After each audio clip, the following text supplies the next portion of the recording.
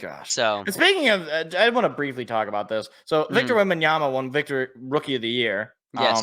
I'm old enough to remember when people were telling me, "Oh, well, it's not just Victor's draft. There's other people. You shouldn't be complaining about getting fifth." I mean, what about Blue Blabu or Boobadoo, Asar Thompson? Like, it's ridiculous. Like, everybody knew that Victor was the best player until the Pistons lose the lottery. And then suddenly everyone's like, well, maybe he's actually not that good. It's like, no, he's good. Didn't he lead the league in blocks per game? Yep. He's a rookie. He weighs probably as much as me. Maybe not. I mean, he's like 8 feet tall. So he probably weighs a little more than me. Yeah, but there was highlights of players driving in the paint against it. It's like a 2-on-1, and they would not go in the paint. He just go like this. No. And they're like, nope, that's okay. Just let me take the ball right from you. Like, he's a stud, and he's going to be a stud for the Spurs. And that's why I'm so mad, because the Spurs, they're like Chicago. Like, in hockey. It's like, they're this team who, like, had, like, a few years of not some great success. Yeah, we'll just try this tank it. Wow, this is great. Wow. This is super. I don't know what you guys. And meanwhile, the Pistons are just like just dead. They're not here. Dead. Like they're here. Just dying out here because we can't get at least another. Please, one more lottery pick, sir. That's it. Best we can do is 5th overall. Please. Right here. And it doesn't help that our GM is an idiot. So in a way, maybe it's a blessing in disguise. Because if we would have gotten Victor. I mean, maybe I don't know where we would have been record-wise, but he would have been given more time. This is true. Actually, I don't know. Like, now I'm thinking about it. Like, we would have, because Victor obviously is center. Like, we would have ran out a starting team, and it would have included Jalen Duren, Marvin Bagley, James Wiseman. We would have had a 4-center. I mean, like, somebody's got to go. And I don't know how it's not James Wiseman. No, that's my point. Yeah. I don't even know if Marcus Bagley is still on our team. Or Marvin Bagley. I just forgot his name, but I don't think nobody's going to remember his name. Other than the fact that he was taken before Luka. That's the only notable achievement of Marvin Bagley. It's getting taken before Luka by the idiot Sacramento Kings. It's insane. But we'll see what happens. I'm looking forward to the rest of the playoffs for sure. I agree. But since it was on the mind right now, let's jump into this draft lottery for the NBA. Mm-hmm. So it's on Sunday, and I'm probably, I think, I don't know what I'm doing on Sunday. I think I probably will broadcast it. Maybe if you're available, maybe we could watch together. It'd be a wonderful moment. See, this could be something. Maybe this could be something. But just looking at it from the surface, right now the Pistons, of course, once again, number one worst team in the league, followed by the Wizards. Although the odds are a little different, I think, this year than they were last year, where the top 2 teams share the same. Or maybe that was the same as last year. I don't know. We got a 14% chance of winning the lottery.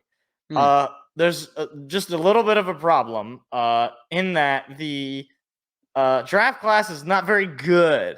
No. So this mock draft on Tankathon, which is what I usually use for looking at mock drafts, they got us taking I'm sure you've heard of him, of course.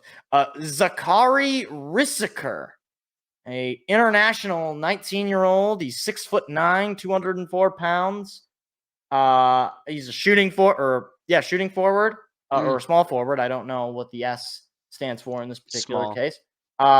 He averaged 16 points, 5 boards, and 1 assist and a steal, and less than 1 block a game. Okay. Played for J.L. Borg, not the Star Trek. No. The only guy that I know is this Alexander Sarr.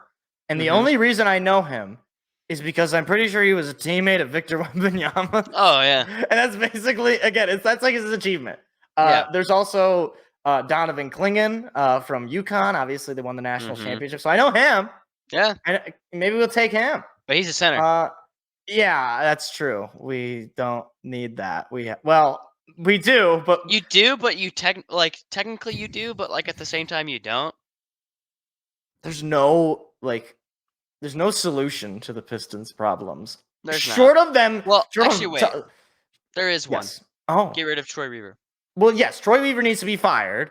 But short of that, and short of Tom Gore selling the team to somebody who is alive, That is true. Yeah. like we could be taken first a million times, and it's not gonna nothing's gonna change because we don't know what we're doing. Yeah. If we end up fifth, okay, whatever. We'll take Reed. Apparently, fifth is Reed Shepherd from Kentucky. First of all, like the oldest one of these guys that is even on here is Dalton Connect, who's 23 years old out of Tennessee. I like Dalton Connect. I think he could be a really solid player. He's going to be ready for the league. He's going to be 24 years old as soon as he gets in here. And if you watch any Tennessee basketball, especially in March Madness, he was a shooter. But like, Connect was good. It's like the problem with the NBA draft for me is short of there being that generational prospect like the Victors, like even like a couple of years when the Pistons won, like Cade or any of these guys that are consensus. Like everybody knows, like nobody knows who's going first overall. Nope. Like this could go down as like, I was going to say the 2020 class, but that class was really good. It was just really bad for the Pistons. We had 3 picks in that draft. And you managed to find the 3 worst players. Yep. How's Isaiah Stewart doing? Is his leg still on? Probably not. Ow!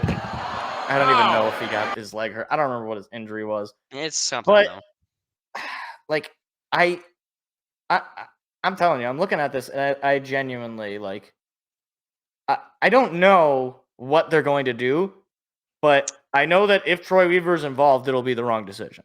Oh yeah. So like to me, it's like, and I was sort of alluding to this before the show. I'm kind of in like root for content, root for views kind of thing. I kind of want us to lose. I want us to pick fifth. Like, I think that would be kind of funny to me. Take Zach Edey. That would be funny. Like, if they took Zach Edey, I think I'd throw up on stream. Like, I think I'd just like projectile vomit all over the floor. But it's for content, so it'd be funny. Oh, I just simmed the lottery and the Pistons, they won the lottery. So maybe this will be the one. I remember last year, this was like all the rage, was people just like clicking to sim the lottery just to see how many times they could get the Pistons to win.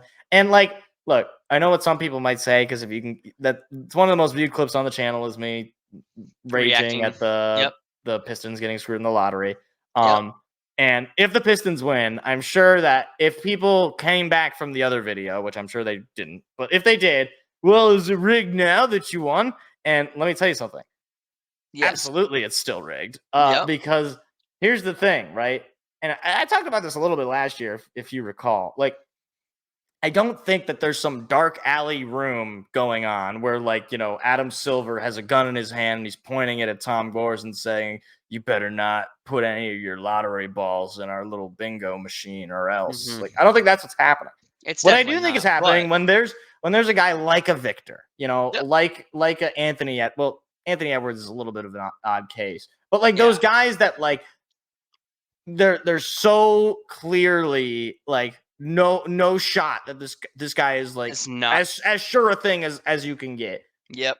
Well, then the NBA is like, well, we're not gonna send him to that bum organization in Detroit. We're not gonna waste him. We'll send him because it's still reasonable to believe that the Spurs would win it, right? But like, it just seems like, isn't it just a weird coincidence that like anytime there's like this really good player, and the Spurs just happen to be in the lottery, that they just happen to end up like first time, like one time David Robinson, that's fine. I don't even know if he was first overall. I don't think he was. But Tim Duncan, oh well, it's coincidence. Oh, whoops. I don't know how it happened. It just just whoopsie daisy. But with the Pistons, it's like we have, I think, one lottery win like ever. And short of the bad boys years in the late 80s and early 90s, which by the way the NBA hated because they ended up changing the rules to favor offense and limit defense, but that's neither here nor there. And then obviously the 2000s Pistons, like the Pistons are just sort of nothing. Like they have never really been a good development spot for team or for players. Like, that's it. Even that championship in 2004, the only draft pick we had on that team was Tayshaun Prince and Darko. And Darko, we all know how Darko ended up. Yep. It probably should have never been picked, but that's Where's a different. Carmelo? I don't want to talk about it. Oh, Okay? that's right. I Yep. actually wouldn't have wanted Carmelo. If I could have a time machine, I could choose who to take there. I would have taken Chris Bosh. I think he would have been the best fit. Like he would have been able to develop behind Ben Wallace. Obviously, the team was built on the defense, and Chris Bosh is a very good defensive player. Yep. I guess that's the other thing, right? Like LeBron, the Cavaliers just happened to win the lottery of the guy who is from Ohio. They just happened. It was just coincidence. Like, come on now. Like, how naive do we have to be? And then once LeBron goes back, they just happen to win the lottery that year. Well, what a coincidence, right? As Kyrie Irving is right there for their golden boy. Like, this is crazy. I don't know I don't know. It's nuts. When you lay it out like that, I mean, I don't know. I'm just saying, I hope the world can see now what's really going on out here, because it's getting ridiculous. Thank you. It is getting ridiculous. It is getting ridiculous. It's really ridiculous. It is ridiculous. Thank you so much. Oh my gosh, what's his name? DeMarcus Cousins. Thank you, DeMarcus Cousins. I hope the world can see what's going on now. It's one of my post-game interviews. They win the game, and DeMarcus Cousins, it's getting ridiculous. It's ridiculous. Yeah. This is ridiculous. He's like losing his mind. It's like, jeez. Hey there, what you just watched was actually a clip from a larger show that we do every Tuesday night. What are you doing Tuesday night? Go ahead and hit the subscribe button and the like button so that you don't miss out on any more of our weekly shows every single Tuesday at 7 p.m. Eastern Standard Time. Hope to see you there.